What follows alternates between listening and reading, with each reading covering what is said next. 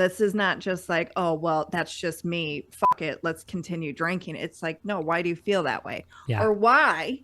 And it goes back to ego work too. It's like, well, why do you feel like you can control it when all that happens is you just keep going back to the same spot? Happy Sober Day, friends. Welcome to the Sobriety Diaries. My name is Nate. I am a grateful recovering alcoholic 7 years from my last drink.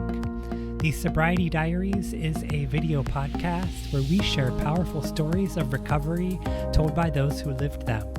Check us out at thesobrietydiaries.com for all things podcast related. And for all our video interviews, head over to youtube.com/Nate Kelly. Also, please share this podcast with just one person in your life who may still be struggling. You just never know what they may need to hear today. Recovery is possible. I am here with my new friend, well, kind of old friend, new friend, Courtney Anderson. She is host of the Sobervibes podcast and community, really, which is one thing I want to talk about today is I feel like I'm maybe lacking a bit in developing my listeners as a community and utilizing one another to help in recovery. So, but first, I always like to get to know my guests a little more and walk through your personal journey with addiction and recovery. So yeah, I'd like to hear more about your personal journey. Perfect. I like tangents. I go off on tangents. I love it. I go off on tangents on the Sober Vibes podcast, so I get it. So, I mean, I guess for me, really where I will jump in and share with your listeners is when I got sober. Because for me, that's when my life really started. Love it. And it was August 18th of 2012. That was the morning I woke up from the last time of another evening of me getting hammered. Can I swear on the show? I just want to make sure. Yes. Okay, good. So it was another evening. It was my last evening of getting completely fucking wasted. Yes. And just doing what I had been doing for so many years. But on that particular morning, what was different was I had lost my cat for the second time, my rescue cat. Oh. Yes. My boyfriend who I was living with at the time, he, after kind of in the morning had settled and I came to out of, my drunken haze because I was a person who always still woke up extremely fucked up at night after drinking because that's how much I drink. Yeah. And when the dust kind of settled in the morning, he later on that night was just like, you can continue doing this, you can continue drinking, no problem. He's like, but I'm not going to be here if that's what you decide to choose. So for 3 days I was hungover, kind of / detoxing in our guest bedroom, trying to find my cat. I made a pact with the universe at this time. And I just said out loud, if I find Fiona, I will quit drinking for good. Because I knew at 25, Wow. I was going to have to quit drinking, but it took me 4 years to get there. So it was 29, about 6 weeks shy of being 30. And lo and behold, on that third day, I found Fiona. Of course, she came out underneath the neighbor's deck. Yes, I looked. I looked everywhere for 3 days. And this poor little cat, because she's about 8 pounds, and she had like spider webs in her fur, and she just looked distraught. And it was one of those things where she comes out from underneath the deck and she jumps up. Everything around me got silent. I couldn't even hear cars of the traffic. It all got silent. She then peed on me, which well deserved. First, let me show you my disapproval. Then, yes. Yeah, she got me. Yeah. And in that moment, I was like, okay, this is my moment of she's safe. I'm safe. The universe was showing me what I needed to do. And I do believe that we all have that moment. Yeah. You might not know it in that time. However, you will, looking back, you're going to be like, oh my God. So that is when I quit drinking. And I haven't had a drink since August 18th of 2012. This summer, I celebrated 10 years. And yes. yes, I love a double digit. Mm-hmm. Mm-hmm. Um, I just hit 7, so I am. Wonderful. Yeah, my gratitude was slipping a little, Mm-hmm. and I think as the years pass and my sober anniversary passes, and I don't make it a point to celebrate Mm-hmm. and make it a point with my online community and my running buddies and make it a big deal, because it is a big deal. I have to make sure that that gratitude remains and that I'm not complacent. Do you find that with as the years pass? Well, I have to say, my sober anniversary has been it's become I love it more than my birthday. Same. And it, because of how hard it is. But I will say that when you start kind of not respecting sobriety and complacent of what you said, that is where it fucks with your head. Oh, yes. And that's the whole thing. It's like, yes, okay, I have gone 10 years without a drink, but I can still remember that evening. And I have allowed myself to remember that last night of drinking and stuff before in my other evenings. I mean, that was like a shrimp cocktail of the shit that I Right. did. Yeah. Not even like the worst of the worst. But Not I even think we just right. get to that point, right? Where we Yeah. know. I was tired. I was tired at 29, but going back, like that's how easy it is where people are able to relapse so quickly because time is such a bizarre thing, and if you don't keep, and I did this a lot. Those first many years of sobriety, I allowed myself on Sundays to reflect back to one of my most horrendous drinking days, almost like a little meditation. Because I feel that when you keep just pretending it didn't happen and it didn't happen and it didn't happen, it's like, what are you going to learn from it? It's Yeah. like you have to face that head on and keep reminding yourself where you never want to be. So that's what I allowed myself. But I will say to you, when I had my son, I was not sleeping for 5 months, those first 5 months of his life. And I completely did not do my day to day still at, this point, it was after 9 years sober. And I started getting a little wonky because I was taken out of a situation because of having a newborn. But I, in that moment, realized how important that was to continue to respect my sobriety and my process to keep trucking forward. Yes, that makes total sense. Now, were you always one to get the horrible, vicious hangovers? Oh my God. Yes. Even some of my hangovers ended up me going into like an urgent care and telling the doctor, thinking I was going to die and like having it, EKGs or whatever. Yes, And yes. he's like, no, I think you're okay, because they would lead to panic attacks. Yeah, that's the thing with that. I got to that point as well where it was just, my body was just crying for help in any way that it could. Panic attacks, asthma attacks, depression, any way that my body was just screaming out for help. It tried to in those last few years. Still did it. And it would be like hangovers that would last 3 days. And then I would be like, all right, cool. I'm going to go do A, B, and C, be a productive member of society by like doing my laundry and doing a couple errands. And then I'm like, oh, it's time to reward myself because I deserve it. The reward, of course, always. And then I would go out, drink that evening, and then repeat the same cycle over and over and over again until I stopped drinking for good. So after Fiona pissed on you, what what things did you put in place as part of a routine that has now kept you sober for a decade? To be honest with you, those first 2 years, I white knuckled the fuck out of my sobriety. What I really put into place was these two things. I woke up every day. I told myself, thank you for another day of being sober. I practiced that gratitude from day one. And also, I just kept telling myself, I'm not going to drink today. And sometimes I would have to get to the like all through the day of saying I'm not going to drink today, like a maniac 50 times, Yeah. where you keep having to say it to yourself, and then finally it's time for bed. So I didn't have like this structure that I do now. It was part of the process and learning journey that I had to learn for myself.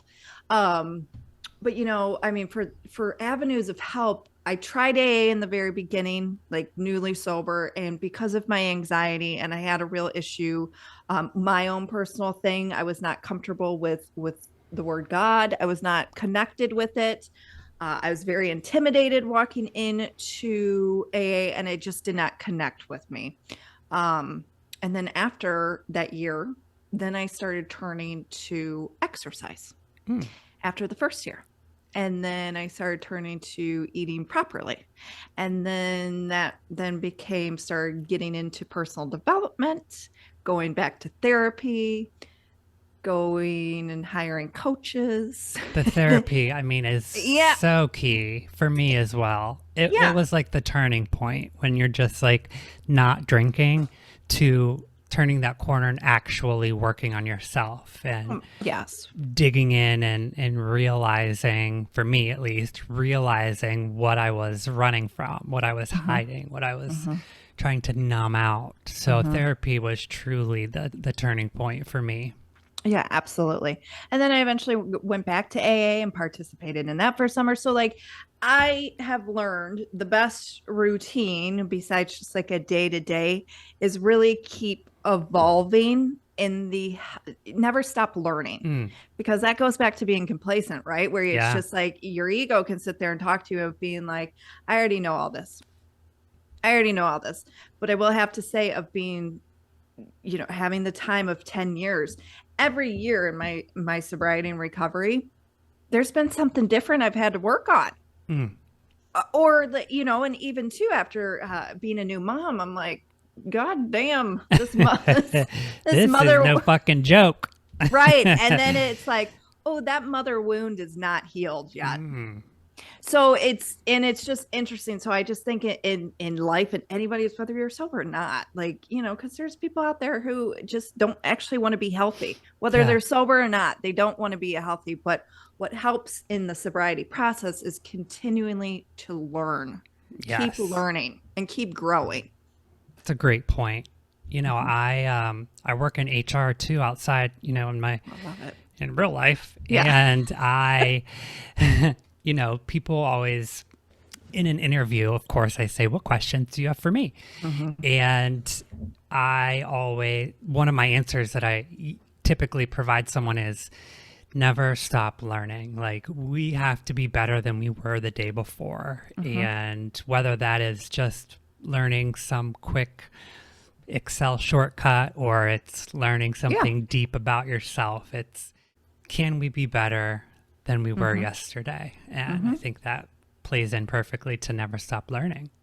Well, yeah, because you don't know it all. You don't know, and I still think that early sobriety is up until year 5, because in year 5, there's something in year 5, at least I had it, where it's like I was going through a midlife crisis at 35, and then it's like 5 years sober. So it's just like, I really have a hard time, just with like early sobriety is definitely those 5 years, those first 5 years. Because you have to completely, and I don't talk to the people who, because I get this a lot now on my Sober Vibes account. I don't know if you get this. The trolls have been coming out lately, and it's like, listen, motherfuckers, I am not talking to people who don't have problems with alcohol. Right. That is moderation. Yes. You know what I mean? So it's just like, so to my point is who I speak to, of the person who has trouble. So it's like, if you don't have any type of attachment to alcohol, because I have interviewed people before where I interviewed this one person who told me that she had an easy sobriety, and I never ran that interview because I was flabbergasted, and I dropped my pen when she said that, and I was like, you smug prick. Like, that is not the message that I'm sending on my platform.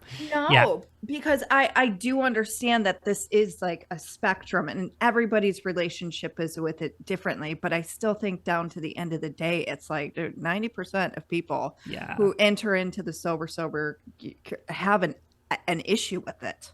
For sure. You know, I think she maybe have been trying to use that as her angle to stand out or be different, because that's just, I mean, to your point, you smug prick. Like, even if that is true, come on, who are you helping by saying that, you know? And, well, that was the whole thing. And, you know, I'll never reveal who this person was or whatnot. Yeah. But then I had to start asking. I was like, what was your upbringing like? Right. No, you know, Let's I go, dig did your parents drink? No. Any type of emotional trauma? No. I had a pretty good upbringing. I was like, okay. Yeah. We'll move on from her. I've had a few episodes that I didn't air as well for the same reason. It's just like, is this the message I want to send? Exactly. One was a girl who, you know, we'd gone through the entire pre-show thing, and she had sent me her bio, and we did a brief pre-interview on Zoom, and she was a recovering heroin addict, and you know that clearly is an epidemic in the country, and so hard, so hard. But we get to the end of the interview, and you know, we're talking about like how life is now and how things have changed, and you know, she said that she likes to relax in the evenings with a glass of wine from time to time, and I'm just like, girl. And I could have cut that part out and just left it as recovering from heroin, but I couldn't, like, consciously. Yeah, it didn't feel right in your soul. That. No, not at all. Yeah, right. So that one didn't see the light of day. Since then, sometimes they just don't, and that is okay. Yeah. Because you got to stay true to you. That's exactly right. You provide on this platform, and you know better than anyone who your listeners are. Yeah. That's a great segue to the Sober Vibes community. I was perusing your website, and there are ways that listeners or supporters can work with you, and there are different ways to kind of join this beautiful online recovery world that you and I are both a part of. So how did that community start to develop? So Sober Vibes came out of the summer I went into when I participated in AA. And that was I believe that was year 4. I think that was 2016. So I sat at a woman's table, and I have always been a listener. Yeah. And observer. And I sat and I listened.